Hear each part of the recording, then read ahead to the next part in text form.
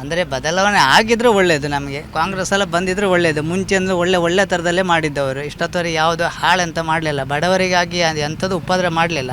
ಈಗ ಇವರು 10 ವರ್ಷ ಆಡಳಿತದಲ್ಲಿ ಬಡವರಿಗೆ ಏನು ಸಹ ಒಳ್ಳೆಯದು ಎಂಥದ್ದು ಮಾಡಲಿಲ್ಲ ಬಿ ಜೆ ಪಿಯವರು. ಎಲ್ಲದರಲ್ಲೂ GST ಹಾಕಿ ಜನರನ್ನೆಲ್ಲ ಲಗಾಡಿನೇ ತೆಗೆದದ್ದು ನೋಡಿ. ಕಾಂಗ್ರೆಸ್ ಇರುವಾಗ 26-27 ರೂಪಾಯಿ ಅಕ್ಕಿ ಕೆ ಜಿ ಇತ್ತು, ಈಗ 60 ರೂಪಾಯಿ ಮಾಡಿದ್ದಾರೆ. 67-68 ರೂಪಾಯಿ ಪೆಟ್ರೋಲ್ ಇತ್ತು, 110 ರೂಪಾಯಿ ಮಾಡಿದ್ದಾರೆ. ಇದೆಲ್ಲ ಲೂಟಿದೆ. ಮೊನ್ನೆ ಇತ್ತಲಾಗಿ ನೋಡಿ, ಆಧಾರ್ ಕಾರ್ಡ್ ಪಾನ್ ಕಾರ್ಡಿಗೆ 1300 ರೂಪಾಯಿಗೆ ಲೂಟಿದ್ರು. ಅದು ಕೂಡ ಅದು ನಿಜವಾಗಿ ಗೌರ್ಮೆಂಟಿಗೆ ಸಲ್ಲುವಂಥ ದುಡ್ಡು 280 ರೂಪಾಯಿ 300 ರೂಪಾಯಿ, 1300 ರೂಪಾಯಿ ಲೂಟಿದ್ದಾರೆ. ಅದನ್ನೆಲ್ಲ ಈಗ ಪೂರಾ ಮಾಡ್ತಾ ಇರೋದು ಈಗ ಅವರೇ ಅಲ್ಲ, ಬಡವರಿಗಾಗಿ ಎಂತಂತೇಳಿ ಮಾಡಿದ್ದಾರೆ ಅವರು. ಏನು ಸಹ ಮಾಡಲಿಲ್ಲ. ಮೋದಿ ಬೇಕು, ಹೌದು. ಅವರು ಬೇರೆ ದೇಶಕ್ಕೆ ಒಳ್ಳೇದು ಮಾಡಿದ್ದಾರೆ, ನಮ್ಮ ಸೌತ್ ಕೇಂದ್ರಕ್ಕೆ ಏನು ಮಾಡಿದ್ದಾರೆ ಅವರು ಗೊತ್ತಾಗಲಿಲ್ಲ ನಿಮಗೆ. ನಮ್ಮ ಊರಿಂದ ತಗೊಂಡು ಇನ್ನೊಂದು ಊರಿಗೆ ಹಾಕುವಂಥ ಅಗತ್ಯ ಇಲ್ಲಲ್ಲ. ನಮ್ಮ ಊರನ್ನು ಇಂಪ್ರೂವ್ ಮಾಡಲಿ, ಇಲ್ಲಿದ್ದನ್ನೆಲ್ಲ ತಗೊಂಡೋಗಿ ಬೇರೆ ದೇಶನ ಇಂಪ್ರೂವ್ ಮಾಡಿ ಎಂತ ಉಂಟು ಪ್ರಯೋಜನ? ನಮ್ಮ ಊರಲ್ಲಿ ಜನರಿಲ್ವಾ ನೋಡಿ. ಈಗ ಎಲ್ಲ ಥರದಲ್ಲಿ ಒಯ್ಂಗಿ ಎಲ್ಲ ಬಂದ್ ಮಾಡಿ ಪೂರಾ ಲಗಾಡಿ ತೆಗೆದುಬಿಟ್ಟಿದ್ದಾರೆ. ಸಣ್ಣ ವರ್ಗದವರು ಬದುಕಲಿಕ್ಕೆ ಇಲ್ವ? ಹಾಗಾದರೆ ಉದ್ಯೋಗ ಮಾಡಿ ತಿನ್ನಲಿಕ್ಕಿಲ್ವ? ನೋಡಿ, ಮೊದಲೆಲ್ಲ ಬಸ್ಸಲ್ಲಿ ರಾಶಿ ಜನ ಇರ್ತಿತ್ತು, ಈಗ ಬಸ್ಸಲ್ಲಿ 10 ಜನ ಇಲ್ಲ. ಯಾಕಂದರೆ ಹೋಗ್ಲಿಕ್ಕೆ ಅವ್ರಿಗೆ ಹಣ ಇಲ್ಲ, ಉದ್ಯೋಗ ಇಲ್ಲ. ಎಲ್ಲ ಉದ್ಯೋಗನೂ ತೆಗೆದುಹಾಕಿದ್ದಾರೆ ಅವರು. ಯಾವುದು ಉದ್ಯೋಗ ಸತ ಮಾಡಲಿಕ್ಕಿಲ್ಲ. ಈಗ ಕಾಂಗ್ರೆಸ್ ಇರುವಾಗ ಎಲ್ಲಿ ಹೋದ್ರೆ ಏನಾದರೂ ಒಂದು 500 ರೂಪಾಯಿ ದುಡಿಬೋದಿತ್ತು. ದುಡ್ದು ಏನಾದರೂ ಒಂದು 300 ರೂಪಾಯಿ ಖರ್ಚು ಮಾಡಿದರೆ 200 ರೂಪಾಯಿ ಆದರೂ ತರ್ತಿದ್ದ ಮನೆಗೆ. ಈಗ ಜನರಿಗೆ ಅದು ಕೂಡ ಇಲ್ಲ. ಬದುಕುದು ಹೇಗೆ?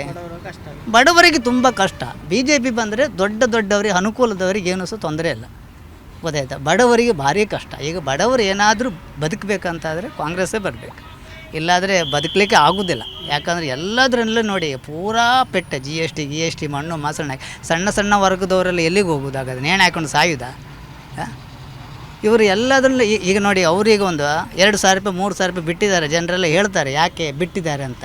ಇವತ್ತಿನವರಿಗೆ ಕೆಲವರಿಗೆ ಮೆಡಿಸಿನ್ ತಗೊಳ್ಳಿಕ್ಕೆ ಆಗದೆ ಒದ್ದಾಡ್ತಾರೆ. ಆ 2,000 ರೂಪಾಯಿನದು ಆ ಯಂಗ್ಸರಿಗೆ ಭಾರಿ ಅನುಕೂಲ. ಯಾಕಂದರೆ ಒಂದು BP ಶುಗರ್ ಇದ್ದವರಿಗೆ 1,500 ರೂಪಾಯಿ 2,000 ರೂಪಾಯಿ ಮೆಡಿಸಿನ್ ತಗೊಂಡು ನಮ್ಮ ಅಂಗಡಿಯಲ್ಲೇ ಕೂತ್ಕೊಂಡು 7 ದೊರಿದ್ದಾರೆ. ನಂಗೆ 3 ಜನ ಮಕ್ಕಳಿದ್ದಾರೆ. ಮಗ ಯಾರು ಸಹ 1 ಪೈಸೆ ಕೊಡುವುದಿಲ್ಲ. ಈ ಪುಣ್ಯಾತ್ಮ 2,000 ರೂಪಾಯಿ ಹಾಕ್ಲಿಕ್ಕೆ ಹೋಗಿ ನಮಗೆ ಮೆಡಿಷನಿಗೆ ಯಾರು ಆಯ್ತಾ ಅಂತ.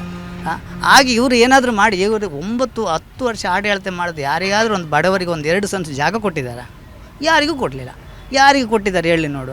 ಕಾಂಗ್ರೆಸ್ ಇರುವಾಗ ಎಲ್ಲಿಯಾದರೂ ಒಂದು ಕಾಡು ಗುಡ್ಡೆಲ್ಲಾದರೂ ಒಂದು 2-3 ಸೆಂಟ್ಸ್ ಜಾಗ ಕೊಡ್ತಿದ್ರು ಬಡವರಿಗೆ. ಅವ್ರಿಗೆ ಇಲ್ಲದೇ ಇರಲಿ, ಕೊಡ್ತಿದ್ರೆ ಇಲ್ವ? ಹಾಗಾದ್ರೆ ಅದೆಲ್ಲ ಎಂತ ಆಯ್ತು? ಅದೆಲ್ಲ ಈಗ ಅನುದಾನ ಅಂತಾರೆ. ಯಾವುದ್ರ ಬಗ್ಗೆ ಅನುದಾನ ಮಾಡಿದ್ದಾರೆ ಅವರು? ಯಾವುದ್ರ ಬಗ್ಗೆನೂ ಇಲ್ಲ. ರೋಡ್ ಮಾಡಿ ಇನ್ನೊಂದು 5 ವರ್ಷ ಹೋದರೆ ಕೂತದಕ್ಕೂ ಹಾಕ್ತಾರೆ ಟ್ಯಾಕ್ಸಿಗೆ. ಈಗ ನೆಕ್ಸ್ಟಿಗೆ BJP ಬಂದರೆ 100 ರೂಪಾಯಿ ಅಕ್ಕಿ ಕೆ ಜಿ ಆಗೋದಂತ ಗ್ಯಾರಂಟಿ. 26-27 ರೂಪಾಯಿದು ಕೆ ಜಿನ 60 ರೂಪಾಯಿ ತಂದು ಇಟ್ಟಿದ್ದಾನೆ ಅವನು. ಈಗ ನೆಕ್ಸ್ಟ್ 100 ರೂಪಾಯಿ ಮಾಡ್ತಾನೆ ಅಕ್ಕಿ ಕೆ ಜಿ. ಬೇಡ್ಕೊಂಡು ತಿಂದರೆ ಜನರು ಇಲ್ಲಾದರೆ ಲೂಟಿ ಮಾಡಬೇಕಷ್ಟೆ. ಉದ್ಯೋಗ ಇಲ್ಲದೆ ಎಂತ ಕರ್ಮ ಮಾಡಲಿಕ್ಕಾಗ್ತದೆ? ಉದ್ಯೋಗ ಬೇಕಲ್ಲ ಸರ್ ಮನುಷ್ಯರಿಗೆ.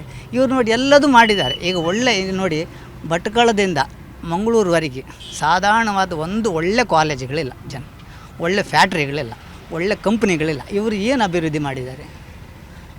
ಅಭಿವೃದ್ಧಿ ಅಂದರೆ ಮುಂದಿನ ಪೀಳಿಗೆಗೆ ಏನಾದರೂ ಮಕ್ಕಳಿಗೆ ಉಪಯೋಗ ಆಗುವಂಥದ್ದು ಏನಾದರೂ ಮಾಡಬೇಕು.